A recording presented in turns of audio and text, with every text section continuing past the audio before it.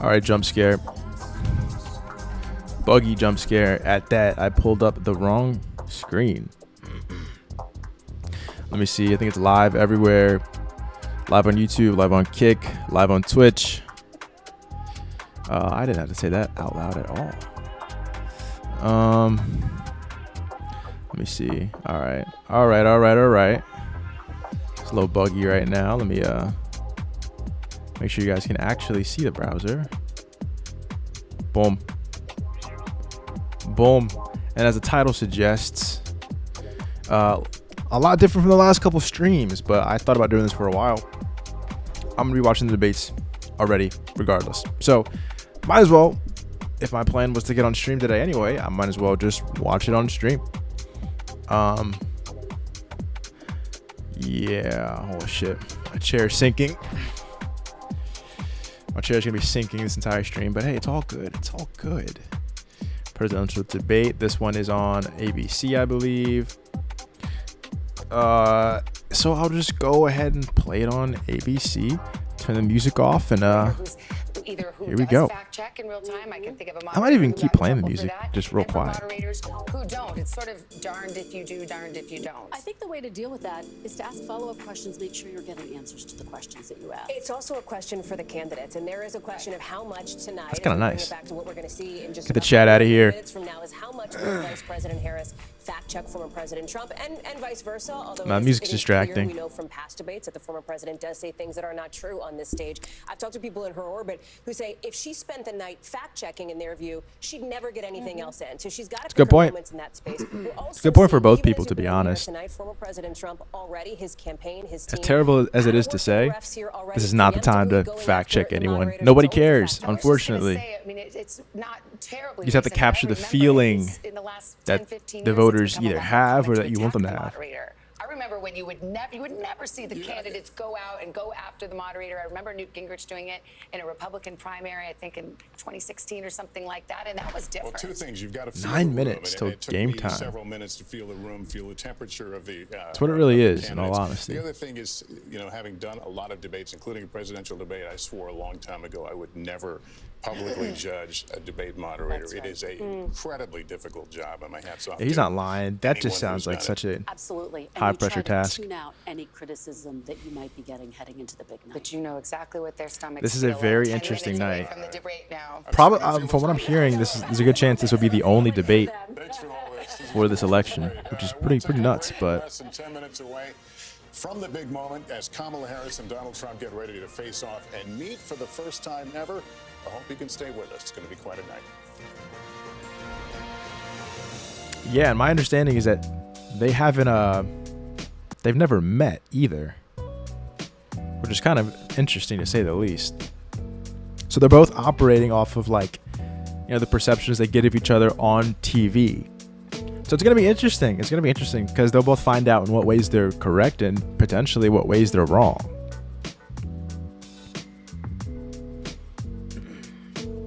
It's going to be very interesting.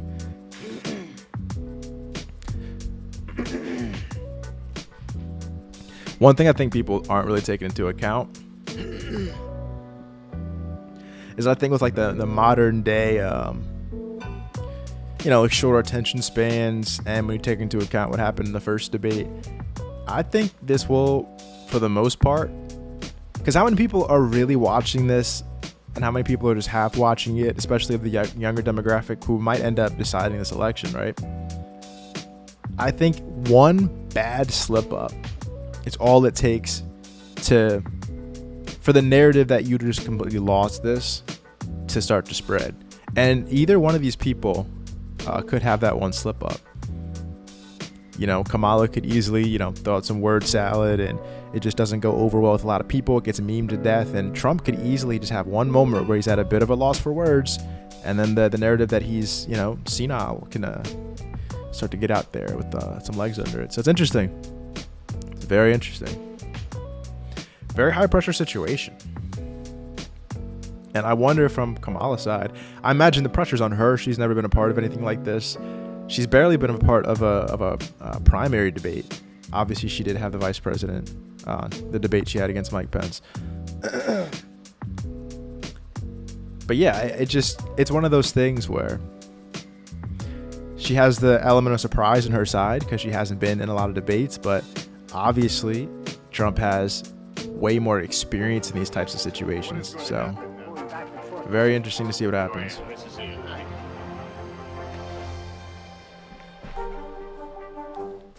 News for the generation of now is NBC News Now. Welcome back to our special coverage of tonight's presidential debate between Vice President Harris and former President Trump. The debate is set to begin just minutes from now. It will Lester be the first Holt. time Harris and Trump meet each other, and it will be in front of the entire like I said. country. Tonight also could have a huge impact on the campaign. Less than 2 months out from Election Day with a tight race. That's so nationally crazy and that in it's less than critical 2 months. battleground states. That's Let's go so back to the crazy. debate hall in Philadelphia, the spin room. Tom Yamas is there. We're just about 6 minutes away now from the start of this debate, which we will carry in its entirety. Tom, are you starting to feel that buzz of energy? Oh, you do. And guys, I will tell you something I've noticed that is different about this debate.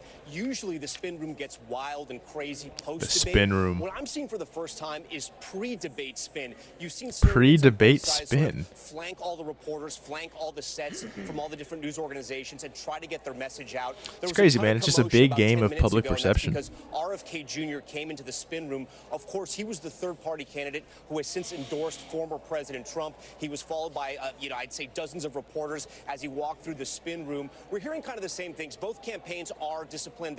They are on message. The Harris surrogates are saying the same thing. Former President Trump is the most experienced presidential debater. This will be a 7th debate. And Yeah, that is also the right crazy. over reproductive I rights. guess. That a vote for Trump is a vote that will. Because this is the third election he's been a part of. I guess he might be one of, well, I guess last time a couple debates got canceled.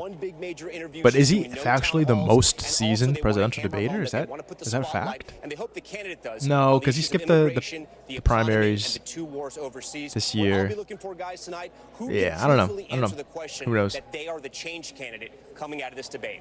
Back to you. Actually, no, there's Tom, definitely thanks some very people much. here that Our were in Washington debate club. correspondent Yamiche You know what I Alcindor mean? has been Growing up, covering so. the Harris campaign and joins us now. Yamiche, your thoughts tonight as we're just minutes away. One of the biggest challenges for Vice President Harris, as I've been talking to a lot of sources that are familiar with her debate preparations, are how she's going to differentiate herself from President Biden.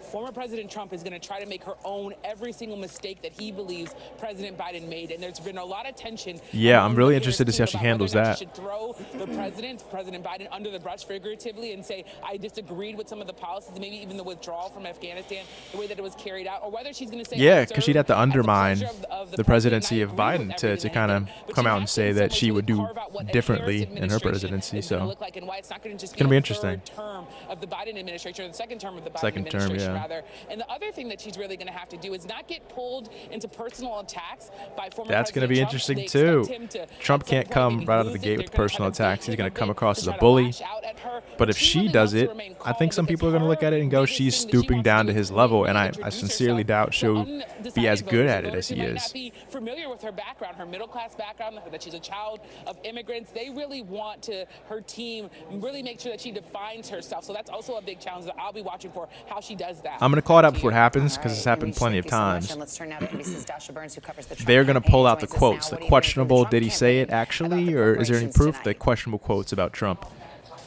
Well, look, Savannah, Things you've that heard he's, the former you know, president say allegedly time and said again about that veterans he and does not whatnot. do traditional debate prep, that campaigning is his prep. But we are told by sources that over the last few days, he has been hunkered down at Mar-a-Lago. He's been doing extensive policy sessions. And watch for him to do two things tonight, two things that his campaign wants him to do. Number one, tie Vice President Harris to President Biden. Make her own what's going on with the economy, what's going on with immigration. And number two, remind voters some of the positions she took back in 2020 when she was running for president that were left of center. Try to paint her as simply too liberal for those moderate swing voters in places like the suburbs of Philadelphia. Of course, that is the plan. That is what the campaign wants. But it's all going to be about the execution in the moment, especially if Harris tries to bait the former president into an outburst. Savannah.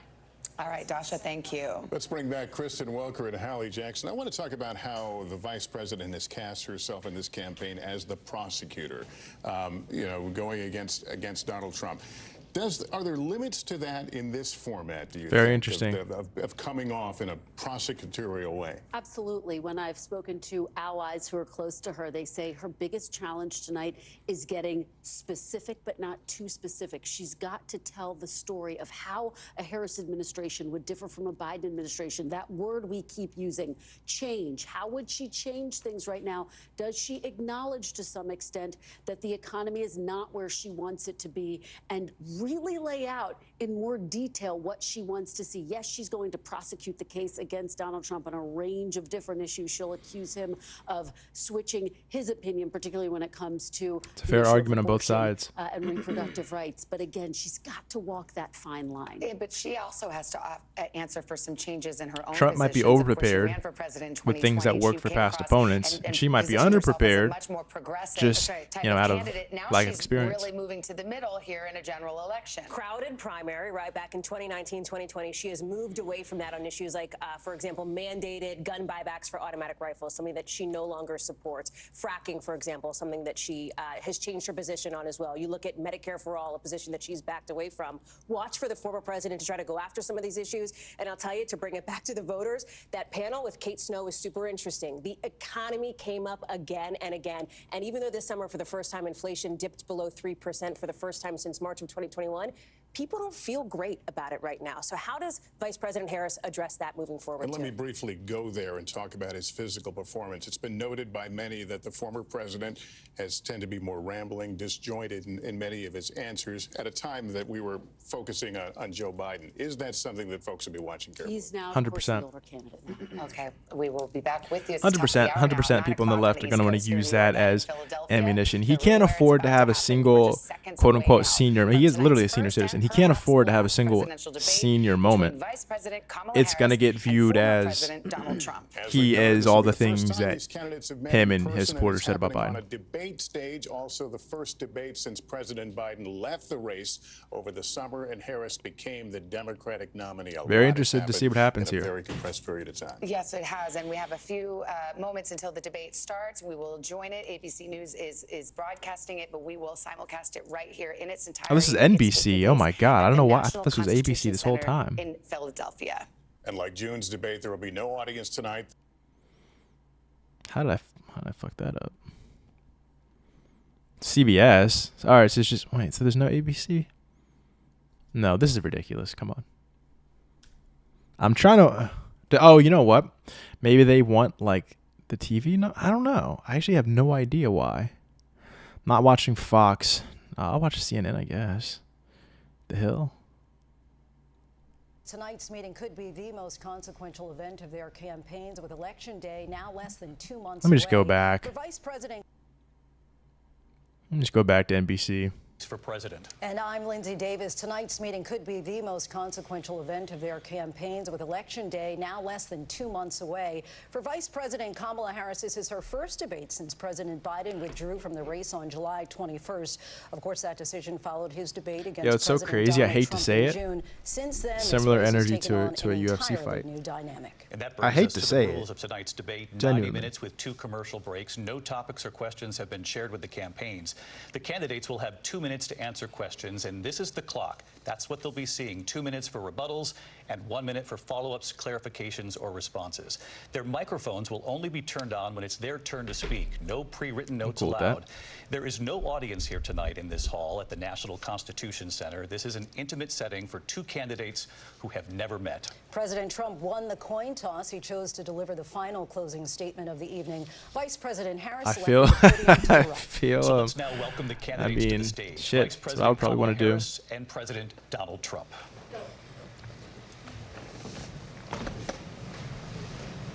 First time they're meeting.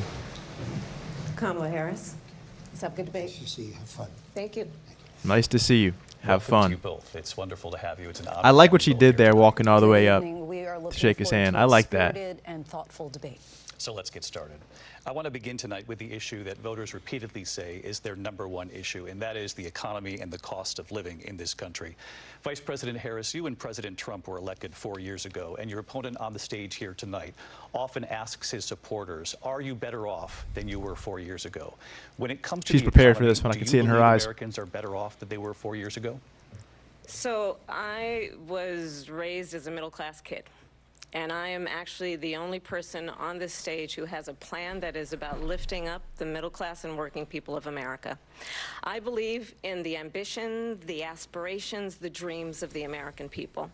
And that is why I imagine and have actually a plan to build what I call an opportunity economy. Because here's the thing. We know that we have a shortage of homes and housing, and the cost of housing is too expensive for far too many people.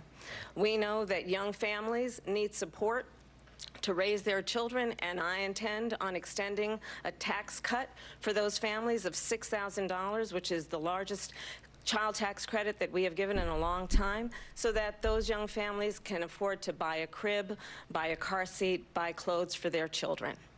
My passion, one of them, is small businesses. My mother raised my sister and me, but there was She's a trying to woman who hammer helped on raise us. those We call points, her our just like I second said mother. earlier. She was a small business owner. I love our small businesses. My plan is to give a $50,000 tax deduction to start-up small businesses, knowing they are part of the backbone of America's economy. My opponent, on the other hand, his plan is to do what he has done before, which is to provide a tax cut for billionaires and big corporations. She's doing well. Which will result in $5 trillion to America's deficit. My opponent has a plan that I call the Trump's sales tax, which would be a 20% tax on everyday goods that you rely on to get through the month. Economists have said that Trump sales tax would actually result for middle-class families in about $4,000 more a year, because of his policies and his ideas about what should be the backs of middle-class people paying for tax cuts I'm for lagging billionaires. crazy or delayed. President Trump, I'll give you 2 minutes. First of all, I have no sales tax. That's an incorrect statement. She knows that. We're doing tariffs on other countries. Other countries are going to finally, after 75 years, pay us back for all that we've done for the world. And the tariff will be substantial in some cases. I took in billions and billions of dollars, as you know, from China. In fact, they never took the tariff off because there was so much money they can't. It would totally destroy everything that they've set out to do. They're taking in billions of dollars from China and other places. They've left the tariffs on. When I had tariffs, and yet I had no inflation. Look, we've had a terrible economy because inflation which is really known as a country buster. It breaks up countries. We have inflation like very few people have ever seen before, probably the worst in our nation's history. We were at 21%, but that's being generous because many things are 50, 60, 70, and 80% higher than they were just a few years ago. This has been a disaster for people, for the middle class, but for every class. On top of that, we have millions of people pouring into our country from prisons and jails, from mental institutions and insane asylums, and they're coming in and they're taking jobs that are occupied right now by African Americans and Hispanics, and also unions. Unions are going to be affected very soon. And you see what's happening. You see what's happening with towns throughout the United States. You look at Springfield, Ohio. You look at Aurora. I knew he was going to in say the Colorado. Aurora example. They are taking over the towns. They're taking over buildings. They're going in violently.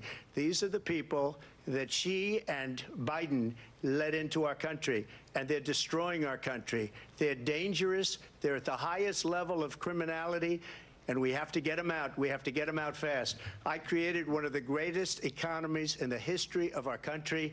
I'll do it again and even better. We are going to get to immigration and border Guy can security talk, during man. this Guy debate, can fucking but, talk. I would like to let Vice President Harris respond came on the prepared. economy here. Well, I would love to. Let's talk about Here we go. what Donald Trump left us. Donald Trump left us the worst unemployment since the Great Depression.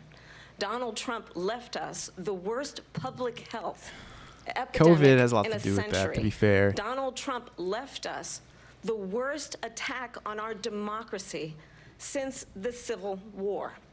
And Now what that- we that's a have done is decently- clean up decently Donald valid Trump's point. mess. I can't What we think have of a- done and what I intend to do is build on what we know are the aspirations and the hopes of the American people. But I'm going to tell you all in this debate tonight, you're going to hear from the same old tired playbook, a bunch of lies, grievances, and name-calling. What Smart you're for her gonna to hear get out tonight ahead. is a detailed and dangerous plan called Project 2025 that the former president intends on implementing if he were See, elected again. I believe very strongly That was a bad that move. the American people want a president who He's gonna understands vehemently the deny importance any of bringing us any together, knowing we have so you know, much more in culpability common for than Project what 2025. separates us. And I pledge to you to be a president for all Americans. President Trump will give you a Let minute. me make to sure I use respond. that word right. Number one, I have nothing to do, as you know, and as she knows better than anyone, I have nothing to do with Project 2025. That's out there. I haven't read it. I don't want to read it purposely. I'm not going to read it. This was a group of people that got together. They came up with some ideas. I guess some good, some bad. But it makes no difference. I have nothing to do. Everybody knows I'm an open book. Everybody knows what I'm going to do. Cut taxes very substantially and create a great economy like I did before. We had the greatest economy. We got hit with a pandemic. And the pandemic was not since 1917, where 100 million people died, has there been anything like it. We did a phenomenal job That's a with the pretty fair point. pandemic. We handed them over a country where the economy and where the stock market was higher than it was before the pandemic came in. Nobody's ever seen anything like it. We made ventilators for the entire world. We got gowns, we got masks, we did things that nobody thought possible. And people give me credit for rebuilding the military. They give me credit for a lot of things, but not enough credit for the great job we did with the pandemic. But the only jobs they got were bounce back jobs. These were jobs bounce back, and it bounced back and it went to their benefit. But I was the one that created them. They know it, and so does everybody else. Vice President Harris, I'll let you respond. So Donald Trump has no plan for you. And when you look at his economic plan, it's all about tax breaks for the richest people. I am offering what I describe as an opportunity economy, and the best economists in our country, if not the world, have reviewed our relative plans for the future of America. What Goldman Sachs has said is that Donald Trump's plan would make the economy worse. Mine would strengthen the economy.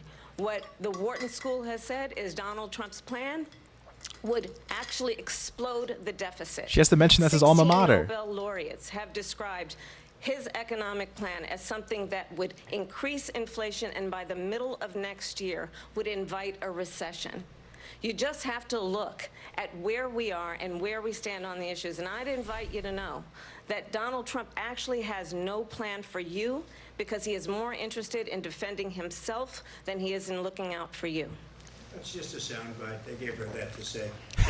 I went to the Wharton School of Finance, and many of those professors, the top professors, think my plan is a brilliant plan. It's a great plan. It's a plan that's going to bring up our worth, our value as a country. It's going to make people want to be able to go and work and create jobs and create a lot of good, solid money for our country. And just to finish off, she doesn't have a plan. She copied Biden's plan, and it's like 4 sentences, like run, spot, run. 4 sentences that are just, oh, we'll try and lower taxes. She doesn't have a plan. Take a look at her plan. She doesn't have a plan. Mr. President, I do want to drill down on something you both brought up. Here we the Vice go. President brought up your tariffs. You responded, and let's drill down on this because your plan, as Here what we she go. calls, is essentially a national sales tax. Your proposal calls for tariffs, as you pointed out here, on foreign imports across the board. You recently said that you might double your plan, imposing tariffs up to 20% on goods coming into this country. As you know, many economists say that with tariffs at that level, costs are then passed on to the consumer. Vice President Harris has argued it'll mean higher prices on gas, food, clothing, medication, arguing it costs the typical family nearly $4,000 a year. Do you believe Americans can afford higher prices because of tariffs? They're not going to have higher prices. What's going to have and who's going to have higher prices is China and all of the countries that have been ripping us off for years. I was the only president ever.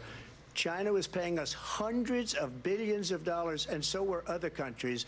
And, you know, if she doesn't like them, they should have gone out and they should have immediately cut the tariffs. But those tariffs are there 3.5 years now under their administration. Damn. We're going to take in billions Damn, that's of a dollars, fucking good hundreds line. of billions of dollars. I had no inflation, virtually no inflation. They had the highest inflation perhaps in the history of our country because I've never seen a worse period of time. People can't go out and buy cereal or bacon or eggs or anything else. The people of our country are absolutely dying with what they've done. They've destroyed the economy. And all you have to do is look at a poll. The polls say 80 and 85 and even 90% that the Trump economy was great, that their economy was terrible. Vice President Harris, I do want to ask for your response, and you heard what the president said there, because the Biden administration did keep a number of the Trump that's a tariffs in fucking place. So how do you that's a respond? kill shot. Well, let's be clear that the Trump administration resulted in a trade deficit, one of the highest we've ever seen in the history of America.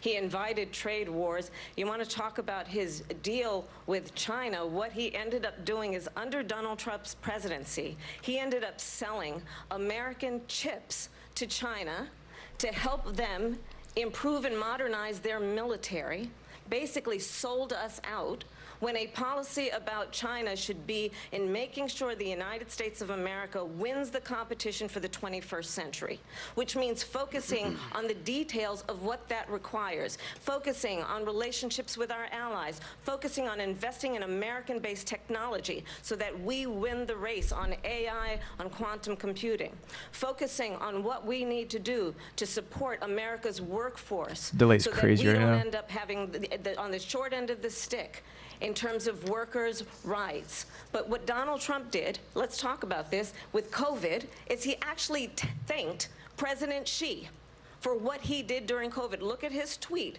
Thank you, President Xi, exclamation point, when we know that Xi was responsible for lacking and not giving us transparency about the origins of COVID.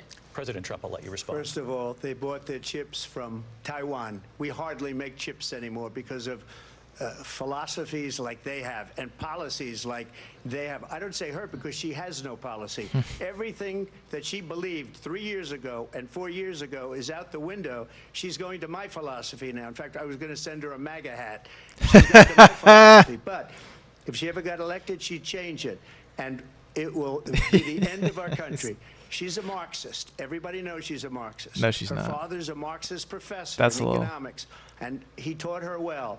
But when you look at what she's done to our country, and when you look at these millions and millions of people that are pouring into our country monthly, where it's, I believe, 21 million people, not the 15 that people say, and I think it's a lot higher than the 21. That's bigger than New York State pouring in. And just look at what they're doing to our country. They're criminals. Many of these people coming in are criminals. And that's bad for our economy, too. You know, you mentioned before, we'll talk about immigration later. Well, bad immigration is the worst thing that can happen to our economy.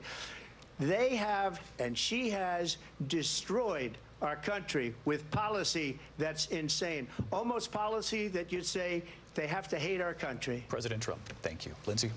I want to turn to the issue of abortion. President Trump, you've often touted Here we go. to kill Roe v. Wade. Last year, you said that you were proud to be the most pro-life president in American history. Then last month, you said that your administration would be great for women and their reproductive rights. In your home state of Florida, you surprised many with regard to your 6-week abortion ban, because you initially had said that it was too short. And you said, quote, I'm going to be voting that we need more than 6 weeks. But then the very next day, you reversed course and said you would vote to support the 6-week ban. Vice President Harris says that women shouldn't trust you on the issue of abortion because you've changed your position so many times.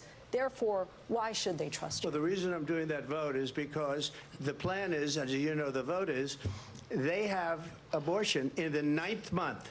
They even have, and you can look at the governor of West Virginia, the previous governor of West Virginia, not the current governor, is doing an excellent job, but the governor before, he said the baby will be born and we will decide what to do with the baby. In other words, we'll execute the baby. And that's why I did that, because that predominates, because they're radical. The Democrats are radical in that. And her vice presidential pick, which I think was a horrible pick, by the way, for our country, because he is really out of it.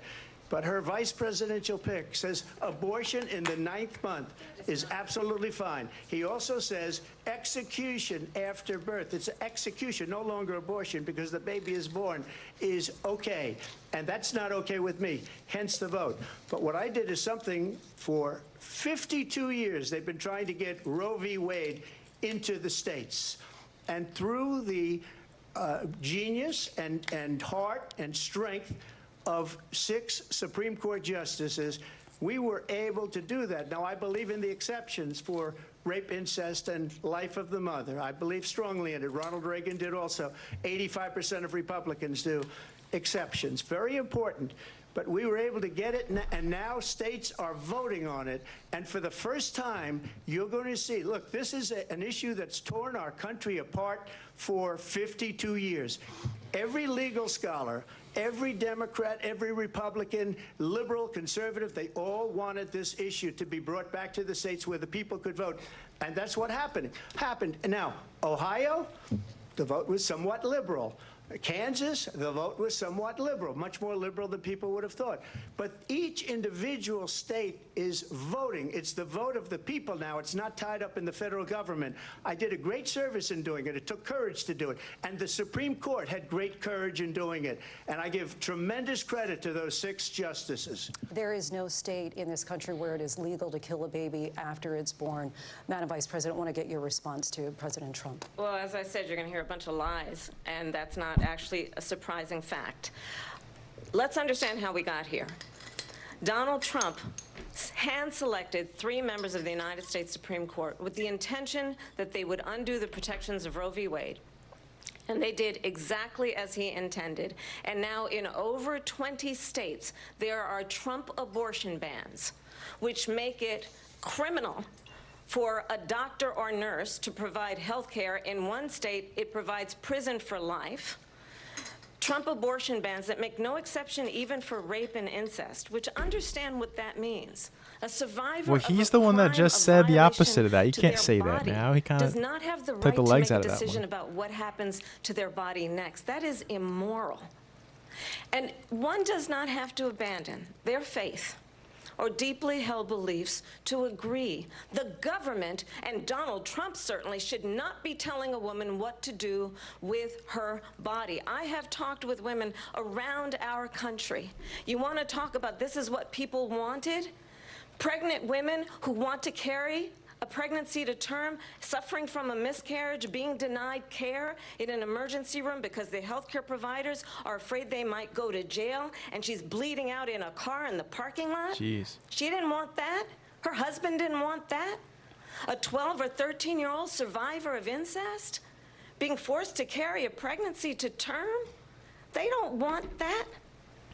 And I pledge to you, when Congress passes a bill to put back in place the protections of Roe v. Wade, as President of the United States, I will proudly sign it into law. But understand, if Donald Trump were to be reelected, he will sign a national abortion ban. Understand, in his Project 2025, there would be a national abortion, a monitor that would be monitoring your pregnancies, your miscarriages. I think the American people believe that certain freedoms, in particular the freedom to make decisions about one's own body, should not be made by the government. Thank you, Vice President Harris. Well, there she goes again. It's a lie. I'm not signing a ban, and there's no reason to sign a ban because we've gotten what everybody wanted. Democrats, Republicans, and everybody else, and every legal scholar wanted it to be brought back into the states, and the states are voting. And it may take a little time, but for 52 years, this issue has torn our country apart, and they've wanted it back in the states. And I did something that nobody thought was possible. The states are now voting. What she says is an absolute lie. And as far as the abortion ban, no, I'm not in favor of abortion ban, but it doesn't matter because this issue has now been taken over by the states. Would you veto a national abortion ban if it came to your desk? Well, I won't have to because, again, 2 things. Number one, she said she'll go back to Congress. She'll never get the vote. It's impossible for her to get the vote, especially now with the 50-50, essentially 50-50 in both Senate and the House. She's not going to get the vote. She can't get the vote. She won't even come close to it. So it's just talk. You know what it reminds me of? When they said they're going to get student loans terminated, and it ended up being a total catastrophe. The student loans, and then I think probably her boss, if you call him a boss, he spends all his time on the beach. But look, her boss went out and said, we'll do it again. We'll do it a different way. And he went out, got rejected again by the Supreme Court. So all these students got taunted with this whole thing about this whole idea. It's not lying, but how unfair that would have been. Part of the reason they lost. to the millions and millions of people that had to pay off their student loans. They didn't get it for free. But they were saying it's the same way that they talked about that they talk about abortion. But if I could just get a yes or no, because your running mate, J.D. Vance, has said that you would veto if it did come to your desk. Well, I didn't discuss it with J.D. In all fairness, J.D., and I don't mind if he has a certain view, but I think he was speaking for me, but I really didn't. Look, we don't have to discuss it because she'd never be able to get it, just like she couldn't get student loans. They couldn't get student loans. They didn't even come close to getting student loans. They taunted young people and a lot of other people that had loans. They can never get this approved. So it doesn't matter what she says about going to Congress. Well, wonderful. Let's go to Congress. Do it. But the fact is that for years they wanted to get it out of Congress and out of the federal government, and we did something this is a weird everybody moment. said couldn't be done. And now you have a vote of the people on abortion. Vice President Harris, want to give you your time to respond, but I Because do want to ask, what he's saying doesn't support any restrictions on a woman's right to an abortion? All right, well, this is the lob off the glass. Of Roe v. Wade, and as you That was a weird one. Why even ask him if he would veto it if is a woman was not brought to the States? It's like, well, he's there is no scenario where that would even. Is not happening. It's insulting to the women of America. And understand what has been happening under Donald Trump's abortion bans. This is a weird moment. Who pray this is a weird moment. And dream of having a family are being denied IVF treatments.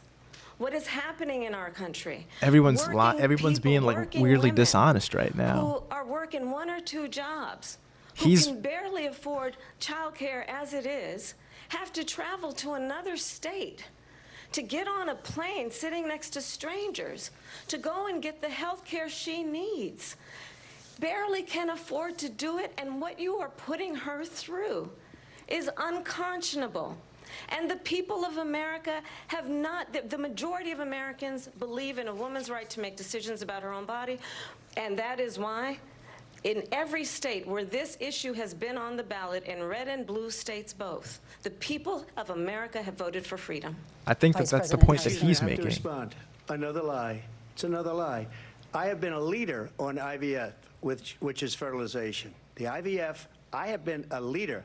In fact, when they got a very negative decision on IVF from the Alabama courts, I saw the people of Alabama and the legislature 2 days later voted it in. I've been a leader on it. They know that, and everybody else knows it. I have been a leader on fertilization, IVF. And the other thing, you should ask, will she allow abortion in the 8th month, 9th month, 7th month? Come on. Okay, would you do that? Why don't you ask her that question? Why don't you answer the question? Would you because veto? Under Roe v. Answer the Wade, question. Would you veto? You could do abortions in the 7th month. She's smart for asking that because he's not going to answer because he's too stubborn. But obviously he would veto it. But he's just too stubborn to say it. Virginia said we put the baby aside and then we determine what we want to do with the baby. President Trump, thank you. We're going to turn now to immigration and border security. We know it's an issue. This is a weird one. Republicans, Democrats, they both could have easily gotten by this Vice President Harris, by just giving the logical answer. I don't know. Causes of migration from Central America.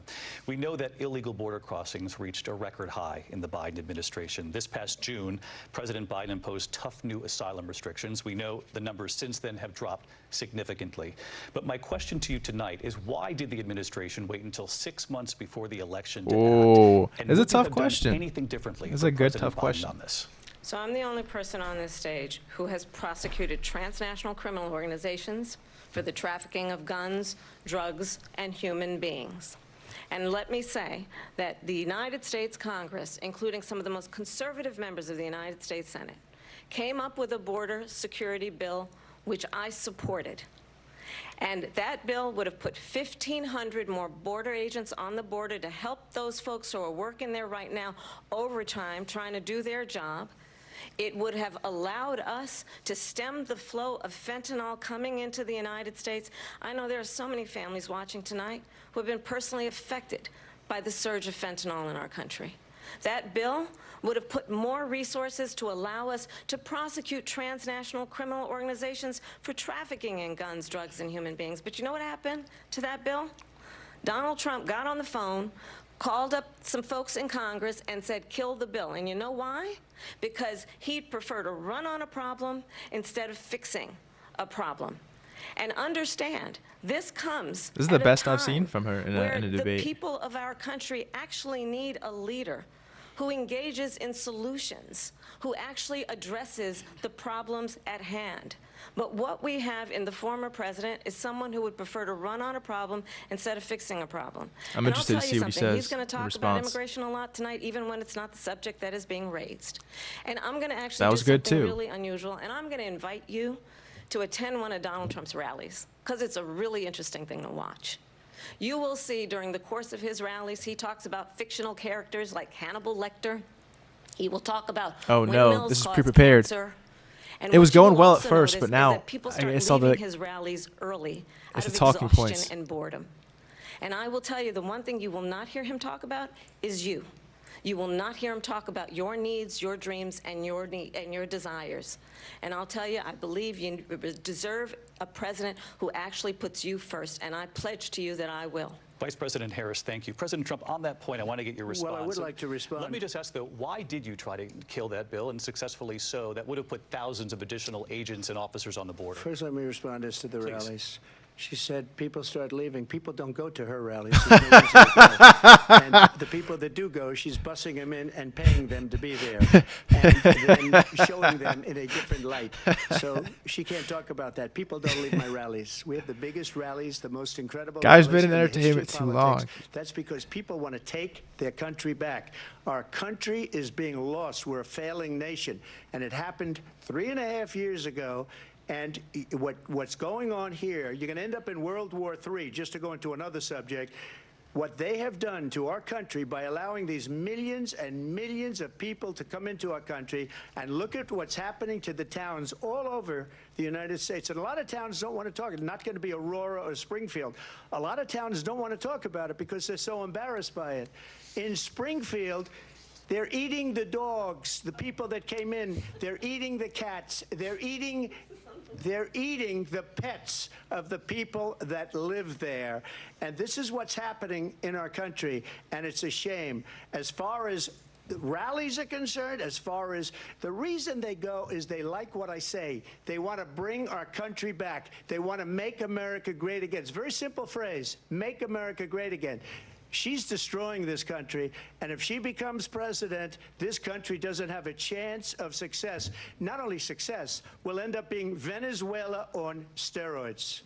I just want to clarify here. You bring up Springfield, Ohio, and ABC News did reach out to the city manager there. He told us there have been no credible reports of specific claims of pets being harmed, injured, or abused by individuals within the immigrant community. Well, All I've this, seen people on television. Let me just say here, this is the people on television say my dog was taken and used for food. So maybe he said that, and maybe that's a good thing to say for a city manager. I'm not taking this from but television. The people I'm on taking it from television the city saying manager. their dog was eaten by the people that went there. Again, the Springfield city manager says there's no evidence of that. Vice We'll President find Harris, out. I'll let you respond to the rest of what you've heard. You talk about extreme. You know, this is, I think, one of the reasons why in this election I actually have the endorsement of 200 Republicans who have formerly worked with President Bush, Mitt Romney, and John McCain, including the endorsement of former Vice President Don't Dick do it. Cheney No. and Congress member Liz Cheney. No. And if you want to Don't really brag know about that. the inside track on who the former president is, if he didn't make it clear already, just ask people who have worked with him. His former chief of staff, a 4-star general, has said he has contempt for the Constitution of the United States. His former national security advisor has said he is dangerous and unfit. She's doing well here. His former secretary of defense has said the nation, the republic, would never survive another It's just so Trump clearly term. scripted. It's just And when we listen to this kind of rhetoric, when the issues that affect the American people are not being addressed, I think the choice is clear in this election. President Trump, I'll give you a quick minute to respond here. Thank you, because when I hear that, see, I'm a different kind of a person. I fired most of those people, not so graciously. They did bad things or a bad job. I fired them. They never fired one person. They didn't fire anybody having to do with Afghanistan and the Taliban and the 13 people who's were just killed, viciously and violently killed. And I got to know the parents and the family. They didn't fire. They should have fired all those generals, all those top people, because that was one of the most incompetently handled situations anybody has ever seen. So when somebody does a bad job, I fire him. And you take a guy like Esper. He was no good. I fired him. So he writes a book. Another one writes a book. Because with me, they can write books. With nobody else can they. But they have done such a poor job, and they never fire anybody. Look at the economy. Look at the inflation. They didn't fire any of their economists. They have the same people. That's a good way not to have books written about you. But just to finish, I got more votes than any Republican in history by far. In fact, I got more votes than any president, sitting president in history by far. Let me continue on immigration. It was what you wanted to talk about earlier, so let's get back to your deportation proposal that the vice president has reacted to as well. President Trump, you call this the largest domestic deportation operation in the history of our country. You say you would use the National Guard. You say if things get out of control, you'd have no problem using the U.S. military. Police, yes. You also said you would use local police. How would you deport 11 million undocumented immigrants? I know you believe that number is much higher. Take us through this. What does this look like? Will authorities be going door to door in this country? Yeah, it is much higher because of them. They allowed criminals, many millions of criminals. They allowed terrorists. They allowed common street criminals. They allowed people to come in, drug dealers, to come into our country, and they're now in the United States and told by their countries like Venezuela, don't ever come back or we're going to kill you. Do you know that crime in Venezuela and crime in countries all over the world is way down? You know why? Because they've taken their criminals off the street and they've given them to her to put into our country. And this will be one of the greatest mistakes in history for them to allow. And I think they probably did it because they think they're going to get votes, but it's not worth it because they're destroying the fabric of our country by what they've done. There's never been anything done like this at all. They've destroyed the fabric of our country. Millions of people let in. And all over the world, crime is down. All over the world except here. Crime here is up and through the roof. Despite their fraudulent statements that they made, crime in this country is through the roof. And we have a new form of crime. It's called migrant crime. And it's happening at levels that nobody thought possible. President Trump, as you know, the FBI says overall violent crime is actually coming down in this country. But Vice Excuse me, President the Harris, FBI they were defrauding statements. They didn't include the worst cities. They didn't include the cities with the worst crime. It was a fraud, just like their number of 818,000 jobs that they said they created turned out to be a fraud. President Trump, thank you. I'll let you respond, Vice President Harris. Well, I think this is so rich, coming from someone who has been It prosecuted did happen with the jobs. I mean, for she had to pull it national out. security crimes, economic crimes, election interference, has been found liable for sexual assault, and his next big court appearance is in November at his own criminal sentencing. And let's be clear where each person stands on the issue of what is important about respect for the rule of law and respect for law enforcement. The former vice president called for defunding federal law enforcement, 45,000 agents, get this, on the day after he was arraigned on 34 felony counts. So let's talk about what is important in this race. It is important that we move forward, that we turn the page Talking on points. this same old tired rhetoric and address the needs of the It's just American like people. so Address what extremely we need to rehearsed. do It's like a about little the housing shortage, which I have a uncomfortable. plan for. Address what we must do to support our small businesses. Address bringing down the price of groceries. But frankly, the American people are exhausted with this same old tired playbook. Vice President Harris, thank you. Excuse me. Every one of those cases was started by them against their political opponent. And I'm winning most of them, and I will win the rest on appeal. And you saw that with the decision that came down just recently from the Supreme Court. I'm winning most of them. But those are cases, it's called weaponization. Never happened in this country. They weaponized the Justice Department. Every one of those cases was involved with the DOJ, from Atlanta and Fani Willis to the Attorney General of New York and the DA in New York. Every one of those cases. And then they say, oh, he's a criminal. They're the ones that made them go after me. By the way, Joe Biden was found essentially guilty on the documents case. And what happened in my documents case? They said, oh, that's the toughest of them all. A complete and total victory. 2 months ago, it was thrown out. It's weaponization, and they used it, and it's never happened in this country. They used it to try and win an election. They're fake cases. President Trump, thank you. A really quick response here, Vice President Harris, on this notion of weaponization of the Justice Department. Well, let's talk about extreme and understand the context in which this election in 2024 is taking place. The United States Supreme Court recently ruled that the former president would essentially be immune from any misconduct if he were to enter the White House again.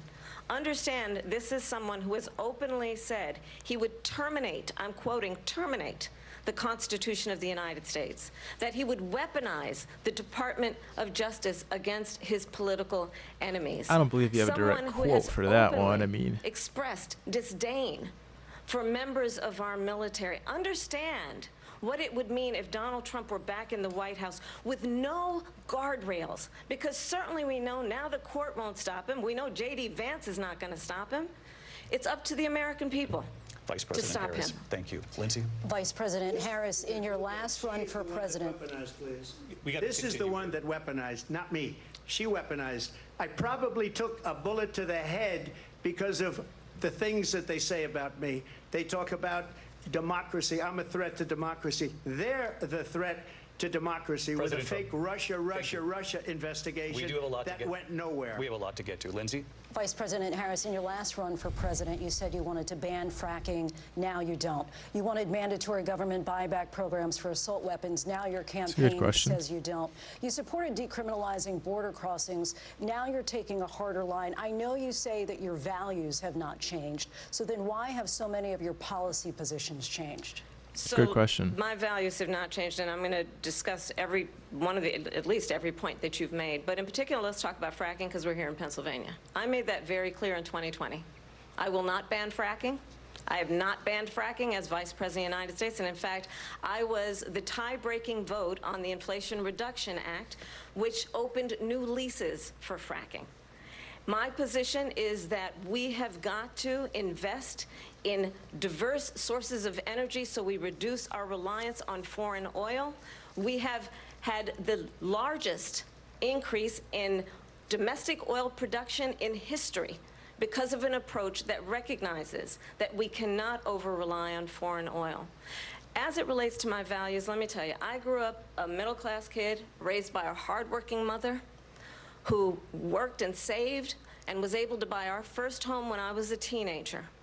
The values I bring to the importance of home ownership, knowing not everybody got handed $400 million on a silver platter and then filed bankruptcy 6 times, is a value that I bring to my work to say we are going to work with the private sector and home builders to increase 3 million homes, increase by 3 million homes by the end of my first term.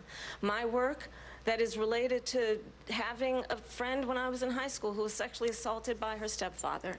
And my focus then on protecting women and children from violent crime is based on a value that is deeply grounded in the importance of standing up for those who are most vulnerable.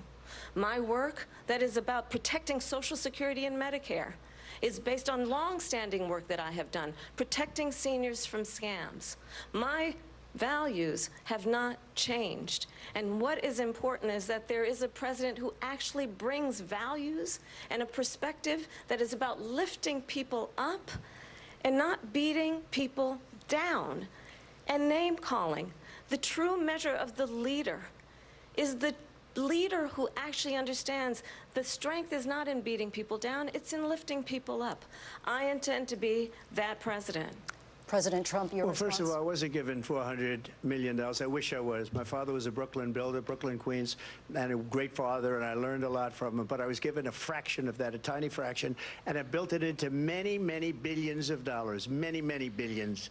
And when people see it, they are even surprised. So we don't have to talk about that. Fracking, she's been against it for 12 years. Defund the police, she's been against that forever. She gave all that stuff up very wrongly, very horribly, and everybody's laughing at it, okay? They're all laughing at it. She gave up at least 12 and probably 14 or 15 different policies. Like, she Hold was on, let me big see if I on can fix defund the lag. police. In Minnesota, she went out, wait a minute, I'm talking now, if you don't mind, please. Does that sound familiar? Don't lie. She went out in Minnesota and wanted to let criminals that killed people, that burned down Minneapolis, she went out and raised money to get them out of jail.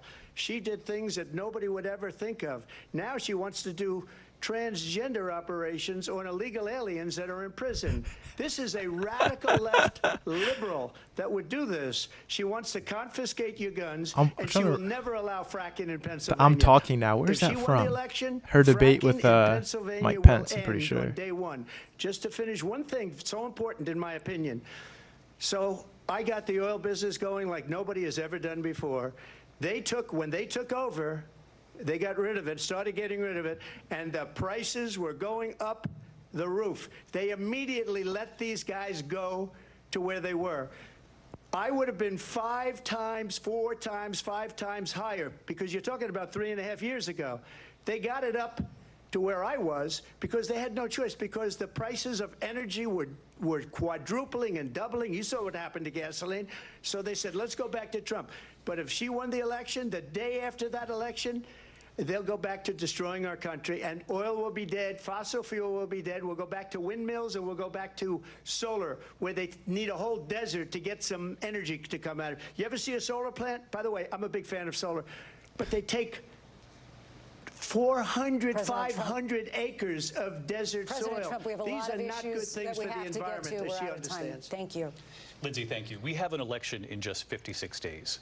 And I want to talk about the peaceful transfer of power, which, of course, we all know is a cornerstone of our democracy, and the role of a president in a moment of crisis. Here we go. Mr. President, on January 6th, you told your You have to supporters ask to him march about to the it. Capitol. You said you would be right there with them.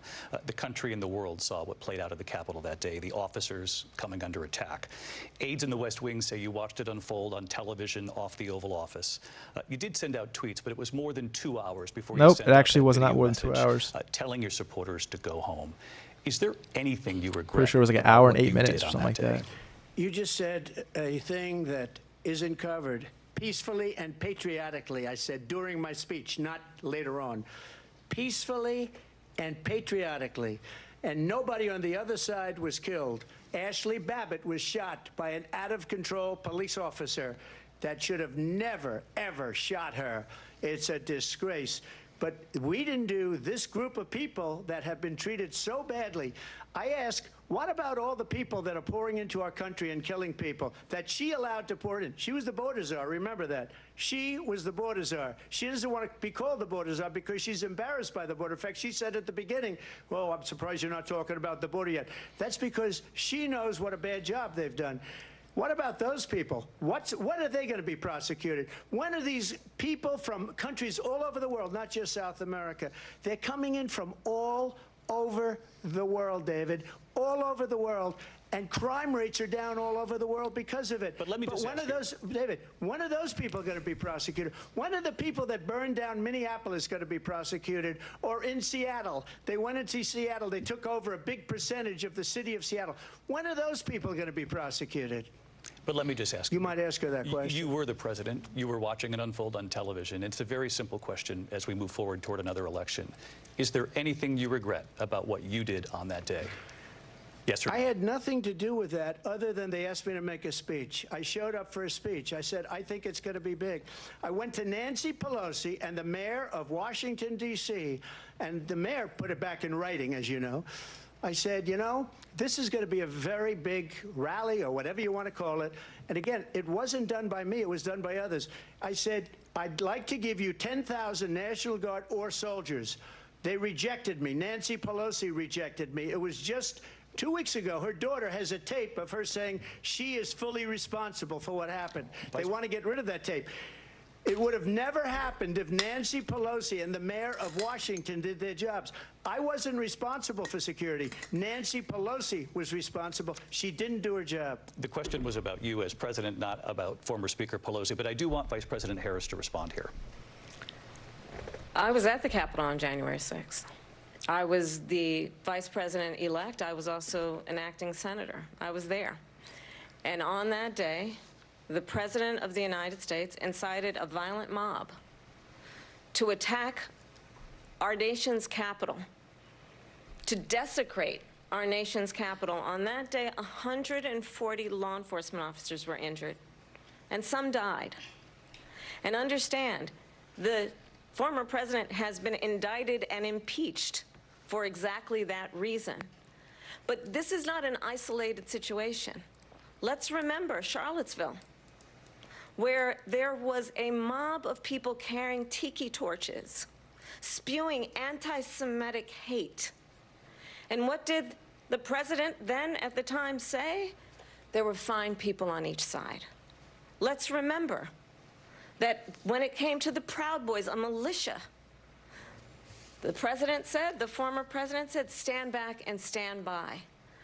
So for everyone watching who remembers what January 6th was, I say we don't have to go back. Let's not go back. We're not going back. It's time to turn the page.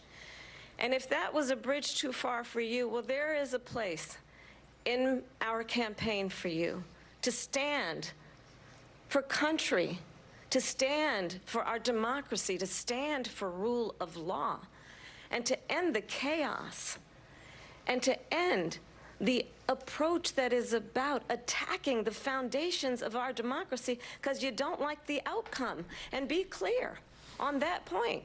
Donald Trump, the candidate, has said in this election there will be a bloodbath if this and the outcome of this election is not to his liking. Let's turn the page on this. Let's not go back. Let's chart a course for the future and not go backwards to the past. Let me just follow up here. It was a different term, and it was a term that related to energy because they have destroyed our energy business. That was where bloodbath was. Also, on Charlottesville, that story has been, as you would say, debunked. Laura Ingraham, Sean Hannity, Jesse, all of these people, they covered it. If they go an extra sentence, they will see it was perfect. It was debunked in almost every newspaper, but they still bring it up, just like they bring 2025 up. They bring all of this stuff up. I ask you this. You talk about the Capitol. Why are we allowing these millions of people to come through on the southern border? How come she's not doing anything? And I'll tell you what I would do, and I would be very proud to do it. I would say we would both leave this debate right now. I'd like to see her go down to Washington, D.C. during this debate because we're wasting a lot of time. Go down to, because she's been so bad, it's so ridiculous. Go down to Washington, D.C. and let her sign a bill to close up the border because they have the right to do it. They don't need Oh, he's cooking. He's cooking. You'll get him out of bed. You'll wake him up at 4 o'clock in the afternoon. You'll say, come on down to the office. Let's sign a bill. If he signs a bill that the border is closed, all he has to do is say it to the Border Patrol, who are phenomenal. If they do that, the border is closed. Mr. Those President, people are killing many people, unlike J6. We talked immigration here tonight. I do want to focus on this next issue to both of you because it really brings us this into focus, truth in these times that we're living in. Mr. President, for 3.5 years after you lost the 2020 election, you repeatedly falsely claimed that you won, many times saying you won in a landslide. Call out both of them on both their lies. That would be the debate, perfect question. you have said, quote, you lost by a whisker, that you, quote, didn't quote, Lex Friedman. that you came up a little bit short. I said that? Are you now acknowledging that you lost in 2020? No, I don't acknowledge that at all. But I you said did that say sarcastically. that. You know that. It was said, oh, we lost by a whisker. That was said sarcastically. Look, there's so much proof. All you have to do is look at it. And they should have sent it back to the legislatures for approval. I got almost 75 million votes, the most votes any sitting president has ever gotten. I was told if I got 63, which was what I got in 2016, you can't be beaten. The election, people should never be thinking about an election as fraudulent. We need two things. We need walls, and we have to have it. We have to have borders, and we have to have good elections. Our elections are bad. And a lot of these illegal immigrants coming in, they're trying to get them to vote. They can't even speak English. They don't even know what country they're in practically. And these people are trying to get them to vote. And that's why they're allowing them to come into our country. I did watch all of these pieces of video. I didn't detect the sarcasm, lost by a whisker. We didn't quite make it. And we should just point out here as clarification, and you know this, you and your allies, 60 cases in front of many judges, many of them Republican. No judge looked at it. And said they there was said no we didn't have widespread standing. fraud. That's the other thing.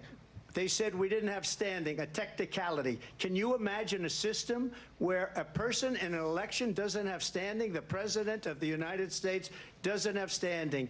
That's how we lost. If you look at the facts, and I'd love to have you'll do a special on it. I'll show you Georgia, and I'll show you Wisconsin, and I'll show you Pennsylvania, and I'll show you. We have so many facts and statistics, but you know what? That doesn't matter, because we have to solve the problem that we have right now. That's old news. And the problem that we have right now is we have a nation in decline, and they have put it into decline. We have a nation that is dying, David. Mr. President, thank you. Vice President Harris, you heard the president there tonight. He said he didn't say that he lost by a whisker, so he still Well, he said they said it believes, sarcastically. That's not lose the same thing as election, saying he didn't say it. That was won by President Biden and yourself. But I do want to ask you about something that's come up in the last couple of days. This was a post from President Trump about this upcoming election just weeks away. He said, when I win, those people who cheated, and then he lists donors, voters, election officials, he says will be prosecuted to the fullest extent of the law, which will include long-term prison sentences. One of your campaign's top lawyers responded saying, we won't let Donald Trump intimidate us. We won't let him suppress. I thought it would be fair to Is ask that what you believe he's trying both to do of them here? about potential lies that they've told. Donald Trump was fired by 81 million people. So let's be clear about that. And clearly he is having a very difficult time processing that. But we cannot afford to have a president of the United States who attempts, as he did in the past, to upend the will of the voters in a free and fair election. And I'm going to tell you that I have traveled the world as Vice President of the United States, and world leaders are laughing at Donald Trump. I have talked with military leaders, some of whom worked with you, and they say you're a disgrace. And when you then talk in this way in a presidential debate and deny what over and over again are court cases you have lost because you did in fact lose that election, it leads one to believe that perhaps we do not have in the candidate to my right the temperament or the ability to not be confused about fact. That's deeply troubling, and the American people deserve better. I'll give you 1 minute to respond, Mr. President. Let me just tell you about world leaders. Viktor Orban, one of the most respected men, they call him a strong man. He's a tough person, smart. Prime Minister of Hungary. They said, why is the whole world blowing up? 3 years ago it wasn't. Why is it blowing up? He said, because you need Trump back as president. They were afraid of him. China was afraid, and I don't like to use the word afraid, but I'm just quoting him. China was afraid of him. North Korea was afraid of him. Look at what's going on with North Korea, by the way. He said Russia was afraid of him. I ended the Nord Stream 2 pipeline, and Biden put it back on day one, but he ended the XL pipeline. The XL pipeline in our country, he ended that. But he let the Russians build a pipeline going all over Europe and heading into Germany, the biggest pipeline in the world. Look, Viktor Orban said it. He said the most respected, most feared person is Donald Trump. We had no problems when Trump was president, but when this weak, pathetic man that you saw at a debate just a few months ago, that if he weren't in that debate, he'd be running instead of her. She got no votes. He got 14 million votes. What you did, you talk about a threat to democracy. He got 14 million votes, and they threw him out of office. And you know what? I'll give you a little secret. He hates her. He can't stand her. But he got 14 million votes. They threw him out. She got 0 votes. And when she ran, she was the first one to leave because she failed. And now she's running. I don't understand it, but I'm okay with it because your time is I think up. we're going to do very well. We've got a lot more to get to. Turning now to the A Israel. lot more to get to. war and God hostages damn. are still being This held. is crazy. Americans No among them. commercial breaks. Vice President Harris, It's in intense. December, you said, quote, Israel has a right to defend itself, but you added, quote, it matters how, saying international humanitarian law must be respected.